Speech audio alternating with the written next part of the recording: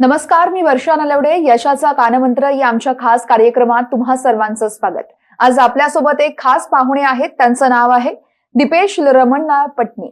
Sir, खूप खूप स्वागत आहे तुमचं एनडीटीव्ही मराठी. नमस्कार. नमस्कार. कार्यक्रमाला सुरुवात करण्याआधी सरांची थोडक्यात ओळख करून देऊ इच्छिते. दीपेश पटनी हे मलकापूर या छोट्या गावातून येणारे नम्र आणि साध्या पार्श्वभूमीचे व्यक्ती आहेत. शिस्त आणि सातत्य यावर दृढ विश्वास ठेवणाऱ्या दीपेश सर यांना स्टॉक मार्केटमध्ये गेल्या 18 वर्षांचा दृढ असा अनुभव देखील आहे. त्यांचा हा प्रवास खरोखरच शिकाटीचा नमुना आहे.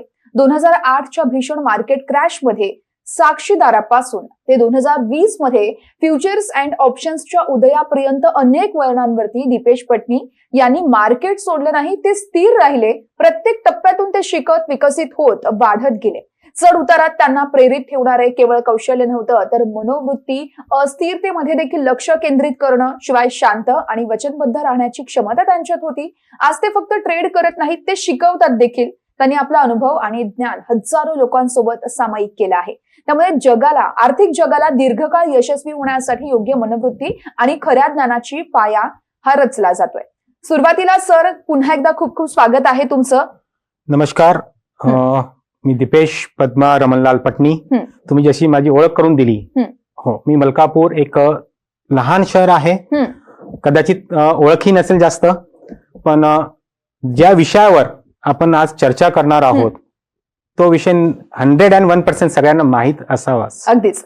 सर, सुरुवातीला मी पहिला प्रश्न तुम्हाला विचारू इच्छिते. तुम्ही स्टॉक मार्केटच्या जगात कसं आला आणि तुम्ही कोणाकडून तुम्हाला या जगासंदर्भातली किंवा मग स्टॉक मध्ये जर का तुम्हाला एखादा प्रवास सुरू करायचा असेल तर कोणाकडून तुम्हाला नेमकी प्रेरणा मिळाली? स्टॉक मार्केटचा प्रवास सुरू झाला हा 2007 पासून. खरं सांगायचं तर मला स्टॉक मार्केट बद्दल खरंच काही माहित नव्हतं. फक्त लोकांकडून ऐकलं की स्टॉक मार्केट असं असतं आणि मोठे मोठे स्वप्न इथं आपल्याला इझिली, मी परत रिपीट करतो, इझिली अचीव्ह करता येतात. बस यंग होतो, आपल्याला अजून काय पाहिजे? एक आपलं स्वप्न इझिली अचीव्ह करता येईल अशी फील्ड जर मला मिळाली, मी नेमकी 100% सिलेक्ट करणार. तिथून स्टॉक मार्केटला जर्नी सुरू झाली 2007 ला. पण मी याला ट्रेडिंगसाठी नाही, तर मी याला एक बिझनेस म्हणून मी याला हँडल केलं की मला इथं बिझनेस बघायचा होता. 2007 ला जेव्हा सुरुवात झाली तेव्हा स्टॉक मार्केटमध्ये वन वे तेजी होती. कॉन्फिडन्स हायवर होता. ओव्हर कॉन्फिडन्स मध्ये जायला वेळ लागली नाही. बरोबर. वन साइड तेजी बघितली. पण जेव्हा 2007 संपलं आणि 2008 आलं तेव्हा पूर्ण विश्वाने एक मंदी बघितली. मी नवीन होतो, मला खरंच कल्पना नव्हती तेव्हा की मंदी काय असते. 2-4 दिवस निघून जाते असं वाटलं, पण ती मंदी 1-1.5 वर्ष चालली. तिथून एक नवीन दीपेश पटनी जन्माना आला. वो समय ऐसा था 2008 का, जो शायद उस समय जो लोग मार्केट में थे वो उस समय को कभी याद नहीं करना चाहते, पर मैं उसे आज याद भी करना चाहता हूं और आपको उस जर्नी के बारे में अच्छे से बताना चाहता हूं. 2008 का समय मंदी का था, बट उस समय एक चीज सबसे समझ में आई है कि बिना एजुकेशन के हम अगर स्टॉक मार्केट में रहना चाहते तो हमारी सबसे बड़ी गलती थी. शायद वो गलती मैं भी करता, बट वो सीख काफी थी. 2008 में बहुत लोगों ने स्टॉक मार्केट से एग्जिट कर लिया. मैं उनसे पूछना चाहता हूं, क्या वो सही समय था एग्जिट का?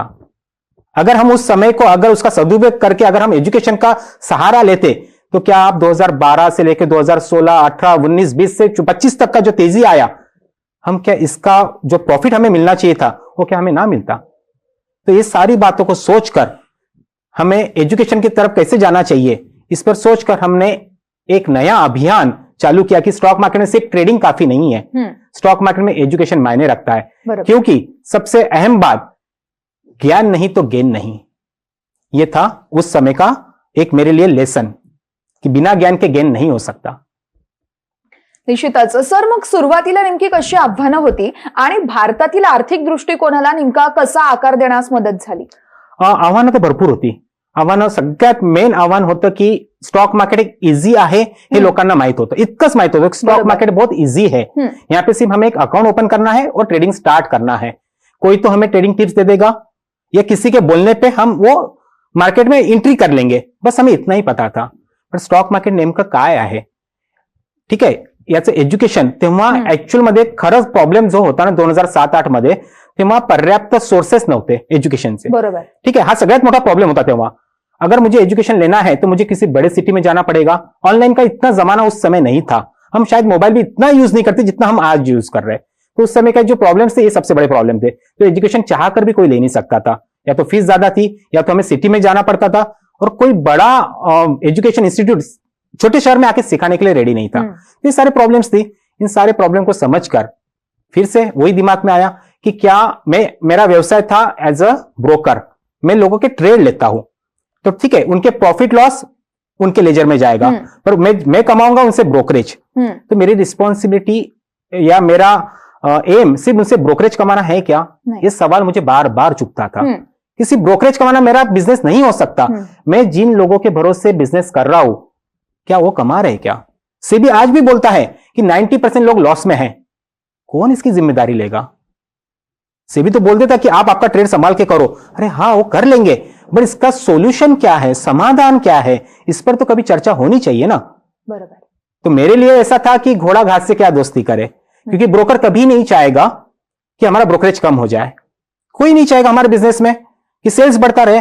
बट सेल्स के बढ़ते क्रम में आपको एक चीज समझ में आना चाहिए कि अगर आप किसी क्लाइंट के भरोसे कमा रहे हैं तो क्लाइंट को एजुकेट करना भी हमारी एक रिस्पॉन्सिबिलिटी है. मैंने वो सोचकर इस कदम को थोड़ा और आगे बढ़ाया, बट मैं चाहता हूं कि इसमें क्लाइंट का भी एक कदम आगे बढ़े. निश्चितच. सर, यानंतरचा प्रश्न खूप महत्वाचा आहे. स्टॉक मार्केटमध्ये गुंतवणूक करताना किंवा मग व्यापार करताना योग्य मनोवृत्ती ही किती महत्वाची असते, यावर तुम्हाला नेमकं काय वाटतं?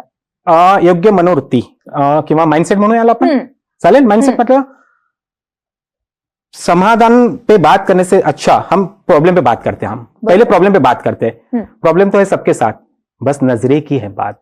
बस स्टॉक मार्केट में भी यही. स्टॉक मार्केट अच्छा है, बुरा है, करना चाहिए, नहीं करना चाहिए, आज करना चाहिए, कल करना चाहिए, बिजनेस से सट्टा है.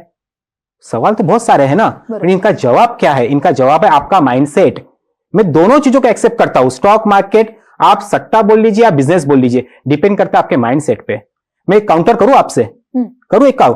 अगर स्टॉक मार्केट को आप बताइए, आप क्या मानते हो स्टॉक मार्केट, सट्टा है बिजनेस? दिल से बताना, क्या आता है आपके दिमाग में? सबसे पहले दिमाग में क्या आता है? सर, कसं आहे, आता चर्चा जर आपण बघितलं तर सट्टा म्हणूनच त्याकडे बघितलं जातं. बरोबर. ज्याच्या त्याच्या विचारानुसार सगळेजण आपापला करेक्ट. म्हणजे सगळ्यात आधी आपल्या डोक्यात येतं की हा सट्टा आहे का, तर आपण सगळ्यात आधी तो त्यांचा गैरसमज आज आपण दूर करू. आज मी परत म्हणतोय, आज मी प्रॉब्लेम सोबत ना तुम्हाला एक सोल्युशन देणार आहे. ठीक है, तर चला, अब सपोज स्टॉक मार्केट सट्टा है, तो फिर आप स्टॉक मार्केट में जब इन्वेस्ट करने आते हो, सट्टा भी बोलते हो, इन्वेस्ट भी करने आते हो और फिक्स इनकम भी ढूंढते हो. भाई साहब, सट्टा अगर है ना तो आएगा तो जाएगा, दैट्स इट. अगर आपने सट्टा मान ही लिया है तो इसमें फिक्स इनकम मत ढूंढो. और अगर आपने इसमें बिजनेस माना है तो फिर रातों रात अमीर बनने के सपने छोड़ दो. जो ये सपने बेचते हैं ना, आप उन पे भरोसा करते हो. अगर 90-10 का रेशियो है, 90% लोग लॉस में, मैं भी मानता हूं 90% लोग लॉस में है और 10% प्रॉफिट में. कभी 10% लोगों को फॉलो करने के बारे में सोचो. बरोबर. उनकी मानसिकता क्या है, वो मार्केट को किस नजर से देखते हैं, क्या हम ये देख सकते हैं क्या? अगर मैं आपसे एक और सवाल पूछूं, स्टॉक मार्केट को छोड़ दो, आप बिजनेस सट्टा, ऐसे कितने बिजनेस आप जानते हैं जो आप मिनिमम टू मिनिमम यानी 100 रुपए की राशि क्यों न हो, आप आपका बिजनेस स्टार्ट कर सकते हैं? असे खूप सारे आहेत सर. 100 रुपीज में आपका बिजनेस आप स्टार्ट कर सकते हो. 100 रुपीज नहीं है? नहीं. ठीक है. ऐसे कितने बिजनेस आप जानते हो जो आपने अभी सोचा और विद इन कुछ मिनट आपका बिजनेस स्टार्ट हो गया? कोई नहीं है? नहीं. ऐसे कितने बिजनेस आप जानते हो जो आप आपके जगह से, आपके मोबाइल से, आपके लैपटॉप से, आपकी फैमिली के साथ में बैठकर सोफा पे आराम से आप आपका बिजनेस ऑपरेट कर सकते हैं? ऐसे कितने बिजनेस आप जानते हो जो बिना किसी लेबर के, बिना किसी गोडाउन के, बिना किसी इंश्योरेंस के, बिना किसी चोरी के डर के, बिना किसी फैशन चेंज के डर के आप चालू कर सकते हो? ऐसे कितने बिजनेस आप जानते हो जहां पे आप लाखों करोड़ों की जगह में स्थापित हुए बिना? देखो, बिजनेस का अगर मैं सोचूं ना, सबसे पहला सवाल आता है जगह कहां से लाऊं. बरोबर. रेंट से भी लेना चाहो तो क्या रेंट है आपको पता है? तो बिना किसी जगह में स्थापित हुए आप कोई बिजनेस स्टार्ट कर सकते हो क्या? नहीं. देखो, इतने सारे मैंने सवाल आपसे पूछे हैं, इसका जवाब स्टॉक मार्केट है. और इसमें ऐड कर देता हूं, ऐसे कितने बिजनेस आप जानते हो जो मंडे टू फ्राइडे आप करते हो, सैटरडे संडे ऑफ, फैमिली के साथ में बढ़िया से एंजॉय कर लो, पिकनिक को चले जाओ, और सबसे बड़ी खासियत 9 से 3:30. और क्या चाहिए? निश्चितच सर, तुम्ही अनेक ठिकाणी सेशन घेत असता. दीपेश पटनी एज्युकेशनद्वारे नेमकं तुम्ही काय सांगत असता आणि तुमची ऑफर काय आहे, तुम्ही काय ऑफर करत असता आणि तुमची वैशिष्ट्य नेमकी काय आहे, तुम्हाला लोकांपर्यंत काय नेमकं पोहोचवायचंय? दीपेश पटनी एज्युकेशन अकॅडमी ही संस्था जेव्हा उभी केली याच्या मागचा एकच उद्देश होता की स्टॉक मार्केटमध्ये जी मानसिकता तयार झालेली आहे की स्टॉक मार्केट गॅम्बलिंग आहे, ठीक आहे, आणि याला चेंज करण्यासाठी कितीही तुम्ही बोला, एकच सोल्युशन मला आलं लक्षात, ते आहे एज्युकेशन. मला एक कळवा की लहान मुलगा 5 वर्षाचा मुलगा असेल, एक 5 साल का बच्चा, वो भी जानता है मुझे बिना एजुकेशन के आगे नहीं बढ़ सकता, ठीक है. तो बिना एजुकेशन हम किसी फील्ड में जा नहीं सकते. एक फील्ड ऐसी बताओ जहां पे आप बिना एजुकेशन के हो.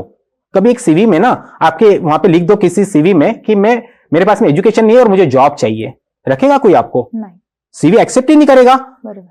एक सिंपल बात मैं समझाता हूं, 15-20 साल का आप एजुकेशन लेते हो, एकेडमिक एजुकेशन, उसके बाद में पैसा कमाने के लिए आप एक तो जॉब करो या तो बिजनेस में जाओगे.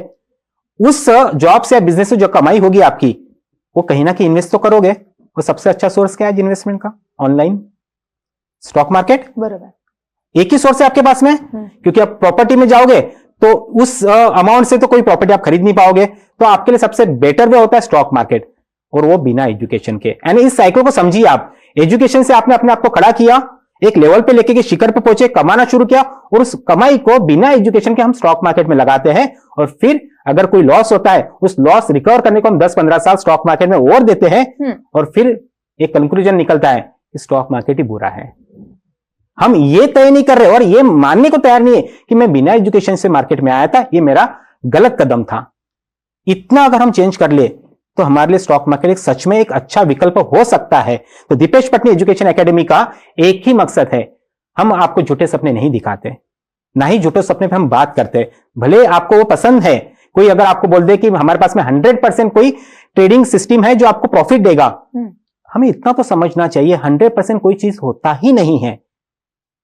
ये सारी बातें आपको ना एज्युकेशन से ही समझ में आएगी. निश्चितच सर, तुमचा एक उपक्रम आहे, खरं तर सगळ्यांचंच तो लक्ष वेधून घेतोय, स्टॉक मार्केट एक सोच. या उपक्रमातून तुम्हाला नेमका काय संदेश द्यायचा आहे?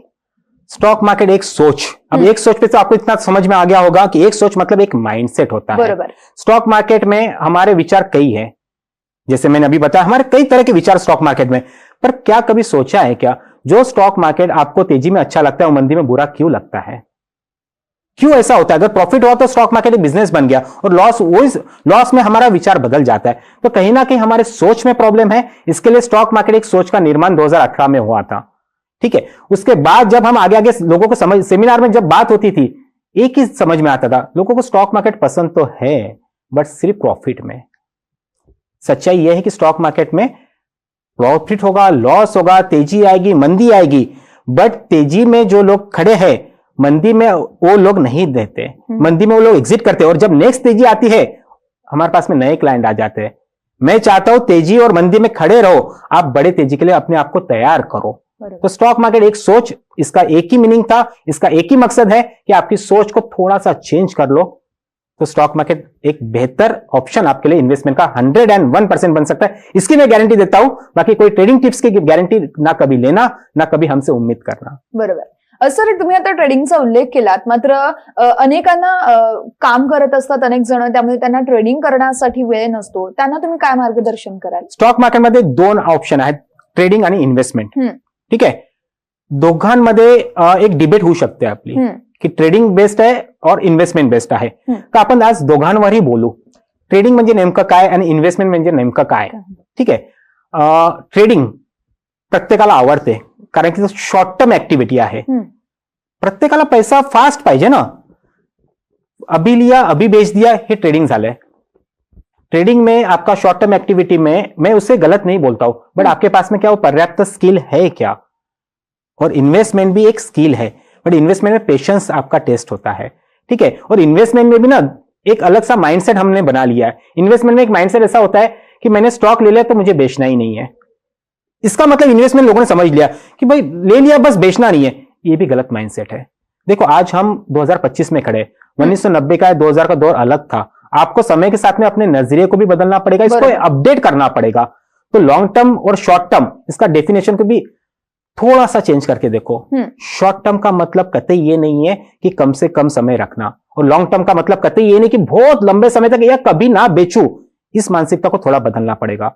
लॉन्ग टर्म का डेफिनेशन अगर मेरी सुनो और मेरी बात को अगर थोड़ा भी समझ लो ना, लॉन्ग टर्म का डेफिनेशन आपको इन्वेस्टमेंट के जो ऑप्शंस आपके पास में अदर ऑप्शंस है, जैसे एफडी हो गया, ठीक है, या रियल एस्टेट हो गया, उसके कंपेयर में कभी अगर आपको 20, 30, 40% आपने जो भी टारगेट है, विच एवर इज अर्लियर, जो पहले आ रहा है, अगर आपने उसको प्रॉफिट बुक कर लिया तो दिक्कत नहीं होना चाहिए। 2 साल रखना, 5 साल रखना, ये कोई लॉन्ग टर्म का डेफिनेशन आज के जमाने में ठीक नहीं है, क्योंकि अभी पार्टिसिपेंट बढ़ते जा रहे हैं मार्केट में। पहले का ट्रेडिंग बहुत आपको समय लगता था स्टॉक बाय और सेल करने में, अभी कुछ मिनट में हो रहा। तो आपको भी थोड़ा ट्रेडिंग का स्टाइल बदलना पड़ेगा। और ट्रेडिंग बिल्कुल भी गलत नहीं है अगर प्रॉपर स्किल के साथ में करो। एक एग्जांपल के जरिए बताओ आपको ये, आपके लंच के टाइम पे अगर आप भोजन करने बैठते हो, थाली में आपको स्नैक्स कौन सा पसंद है? भजिया पसंद है आपको, या कचौरी? हाँ। ठीक है, अगर मैं आपको भोजन के लिए इनवाइट करूं और आपके पूरे थाली में आपका फेवरेट सिर्फ कचौरी ही रख दूं, चलेगा क्या आपको? नहीं ना, आपका फेवरेट फूड था, फिर भी आपको पूरा कचौरी से भरा हुआ प्लेट पसंद नहीं आया। नहीं। तो ट्रेडिंग भी कुछ वैसा ही है। ट्रेडिंग एक स्नैक्स की तरह अपनाओ। ओके। हेल्दी थाली जो आपका बनेगा ना, हेल्दी फूड, उसमें 80% आपका इन्वेस्टमेंट का पोर्टफोलियो होना चाहिए, 20% आप ट्रेडिंग के लिए रखो।